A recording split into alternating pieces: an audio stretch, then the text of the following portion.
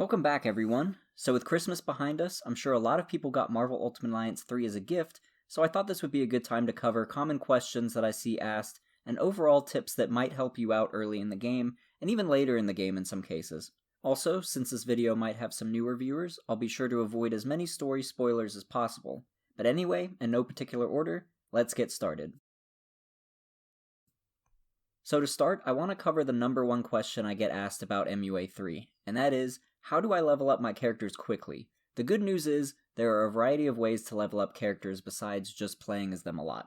The first way, and arguably the best way to level, is to get White Team XP ISOs. If you get 4 of them, they all stack so you can increase your leveling by 400%, and that's just equipping to one character. If you get a whole team equipped with these, you'll be leveling like crazy.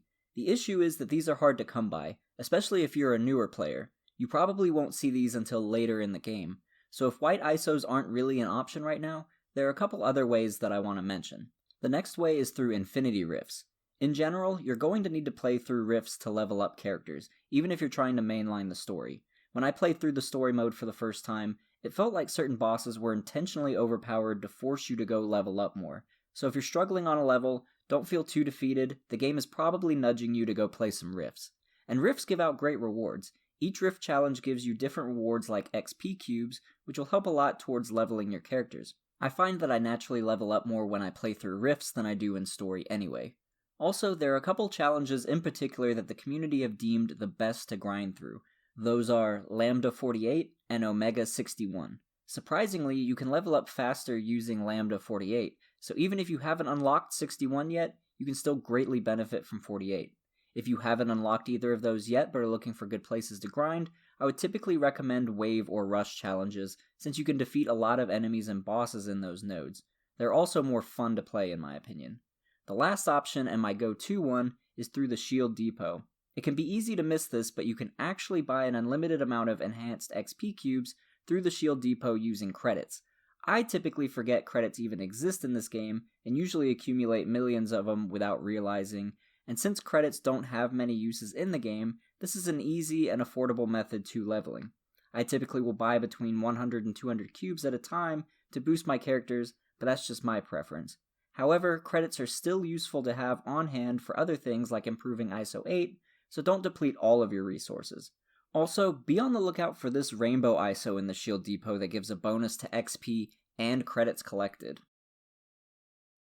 So my next tip kinda goes alongside leveling, and that is to play online. The reason I say this is because there are some perks to progressing through this game that are tied to playing online. The first is that you get bonus XP cubes for just playing in an online match, which will be very helpful if your goal is to level. Another perk goes along with what I was saying about white XP cubes. If you're playing online with someone who is a higher level and has Team XP cubes equipped on their character, you'll get that bonus as well. Along with that, rifts can be a lot easier with the help of others, especially if they are a higher level than you.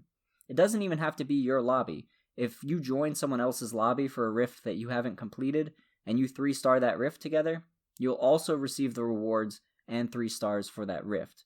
So online teamwork is highly beneficial in Ultimate Alliance 3.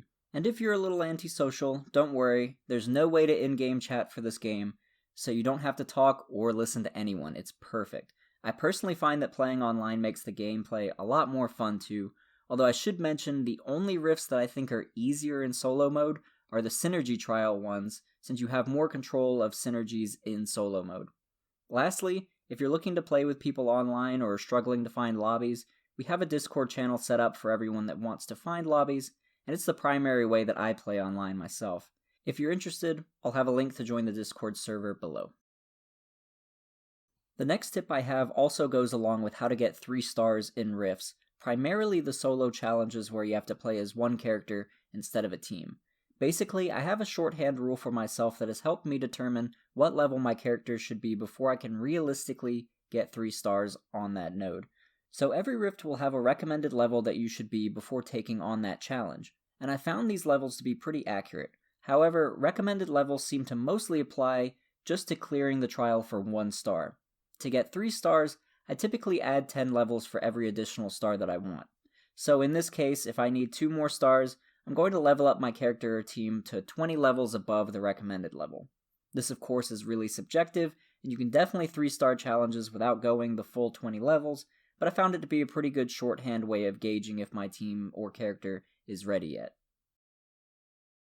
The next tip I have involves leveling strategically for a difficult challenge. If you're playing a trial and you feel like you just can't get past it, or you're really close to beating it, you just need a little bit more of an edge, I would try to strategically not quite level your character up, which doesn't make much sense, so I'll explain. When you're in a trial and you level up, you gain full health and full energy. This can be a tremendous second wind in a difficult trial, and just might give you the edge you need. So try to guesstimate roughly how much XP room to leave before a level up, so a level up can occur mid-fight when you're likely low on health and energy. This tip is especially helpful for a couple high-level rifts late in the game that I won't spoil here. This next tip is one that I wish I had known when I started the game because it would have saved me a lot of time, and that is the Alliance Enhancement tree and the 4th ISO slot. Unlike the other ISO slots that you can unlock just by leveling, the 4th slot is more difficult and involves the Alliance Enhancement tree. You may think, like I did, that you have to complete each hexagon in its entirety, but actually you don't. Instead, you just need to get the expensive corners that cost about 100 enhancement points to unlock. Once you get all those corners, you'll get the 4th ISO slot. You'll eventually want to start working on completing each hexagon in full though, since you will get the permanent bonus within that hexagon. I would recommend prioritizing the blue one that gives you a bonus to XP. Also, you'll notice that another tree branches off of each hexagon once you get to that particular corner, but don't worry too much about that yet. You don't need to complete it to get the hexagon bonus or the 4th ISO slot. Another thing I see brought up a lot is whether or not your personal team comp is good or not, and who you should put with who. And although there are benefits to selecting a certain team, there really isn't a drastic difference to gameplay that would make it a necessity. Mobile games, especially something like Marvel Strike Force, place a critical emphasis on team comps, but Ultimate Alliance team comps aren't as critical. You can of course get certain bonuses, for example, X-Men give big strength bonuses, but most of the time this won't be all that necessary unless you're going up against a tough boss and you need every edge you can get. So basically, feel free to pick any characters you want for a team without worrying about the game punishing you for experimenting. In most games, damage is the most important factor and you want to focus on that. Ultimate Alliance 3 is a little different in that bosses not only have a health bar, but also a stagger bar. It took me a while to realize that you have to be strategic on when to use certain attacks, especially your extreme attack. Pretty much all of your damage goes into the stagger bar, and then you only have a few seconds to get your big attacks in before the stagger bar recharges. You can also do a synergy attack when the stagger bar depletes in order to stun the enemy for extra time. This time is important because it's the only time you can do 100% damage to the enemy's health bar. If you don't monitor the stagger bar and just use your extreme attacks as soon as you get it, you'll end up in an endless loop of just doing damage to the stagger bar. So make sure you are monitoring the stagger bar during fights and be strategic on when to use your extremes. Also, look at your character's stats to see which attacks do high damage compared to high stagger. Attacks like charge attacks often have high stagger but low damage, compared to Barrage, for example, which can be high damage, low stagger. So be mindful of that as well so you know how to quickly drain the enemy's stagger bar and then pile on the high damage attacks. Synergizing with other characters will also amplify these effects as well. While we're talking about synergy, my next tip is what I consider the best synergy in the game, to the point I feel like matches are too easy when I use it, and that is the beam synergy. This applies to specific characters like Cyclops, Thanos, Iron Man, and Captain Marvel. If you get 2 of these characters to use their beam attacks on an enemy, it'll pretty much melt not only their stagger bar, but also their health, making quick work of bosses. So if you're in a pinch and you need to pile on the pain, try synergizing these beam attacks.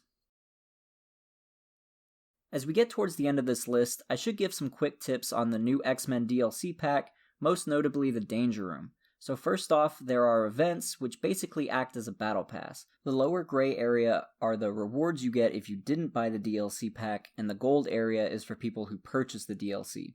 And as you can see, if you purchase the DLC, you should definitely be playing Danger Room for all of these rewards. This could be a great way to level up characters outside of the methods I had already mentioned. Although, I still think this is beneficial even if you haven't bought the expansion pass. It's not hard to get through these tiers either. You'll see yourself flying through tiers after just a few matches. Speaking of which, you have 2 options: Danger Room against the computer or against other players. The computer is a little bit easier, but playing against other players gets you more rewards, and you can move through tiers faster. A great part of the Danger Room is that it auto-levels your character so that you're evenly matched with everyone else. So you can play the level 200 Delta Danger Room without worrying about your character's current level. The level 200 room also gives out greater rewards, so I'd recommend doing this one even if at first glance it looks a little daunting. Within the Danger Room battles, you should definitely be paying attention to mini challenges on the right side. Anytime you see one that will freeze or paralyze the other team, you should absolutely prioritize getting it because those can be a game changer. You'll know what I mean if you've been hit with one. You literally can't do anything for like 30 seconds, and your enemies can just beat on you the whole time. You don't need to prioritize each side challenge that pops up, but those in particular you should. If you don't focus on them and the other team does, they will likely overtake you if you were in the lead. Also, if you lose the first 2 rounds, don't rage quit or get upset, because it seems like the last round is the most crucial. I've had it happen a few times where I lost the first 2 rounds, but then won the last one as well as the bonus Phoenix fight, and it got counted as a victory.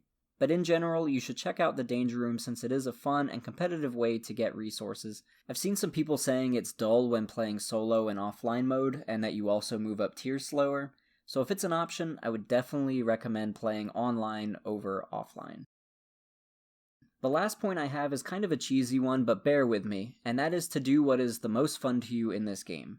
This game has a lot of grindy aspects and things that are meta, so don't bog yourself down on something just because it's the best way to level. For example, playing Lambda 48 is a great way to level, but you're probably going to get tired of it quick. I know I do, and then I go play Gauntlets or Story or whatever I'm in the mood for to keep the excitement up.